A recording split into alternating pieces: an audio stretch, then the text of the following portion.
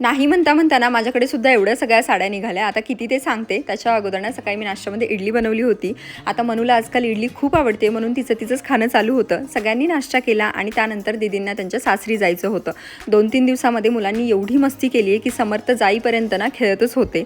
त्यानंतर मग नाना त्यांना सोडवायला जाणार होते. मनूला असं झालं होतं की नाना पण मला सोडून चालले की काय, म्हणून मला पण नानासोबत जायचं असं मनूने हट्ट धरला होता. त्यानंतर दीदींना बाय बाय केलं. आज नाश्ता फुल झाला होता, त्याच्यामुळे जेवणामध्ये फक्त कढी खिचडी बनवायची होती. तीच खिचडी बनवायला घेतली. आता खिचडीमध्ये ना आजकाल मी इथे मिरचीचं वाटण आणि सोबतच काळा मसाला घालते, त्यामुळे टेस्ट खूप छान येते. नानांना आवडतात म्हणून सोयाबीन घातलं. मनूसाठी वेगळी खिचडी बनवली. तोपर्यंत दीदींनी इथे कढीसुद्धा बनवून ठेवली होती. दुपारचं छान असं जेवण केलं. त्याच्यानंतर मला कपाट आवरायला घ्यायचं होतं. नाही म्हटलं तरी माझ्याकडे इथे 30 साड्या निघाल्यात. आता तुम्हाला ह्या कमी वाटत असल्या ना तरीसुद्धा माझ्यासाठी ह्या खूप जास्त होत्या, कारण ह्या कधी घेतल्यात हेच मला माहिती नाही आहे. सो हे सगळं अर्धवट ठेवलं, कारण मला अचानक पार्लरला जावं लागणार होतं. खूप सगळा पसारा होता. म्हटलं आल्यानंतर आवरते. मनूला हे कानातले घालून घ्यायचे होते, जे मनूला तिच्या जन्माच्या वेळी आत्तूने घेतले होते. मग तेच घालायला तिथे गेलो आणि त्यानंतर माझं पार्लरमधलं आवरून घरी येऊन सगळं कपाट आवरून घेतलं. चलो बाय.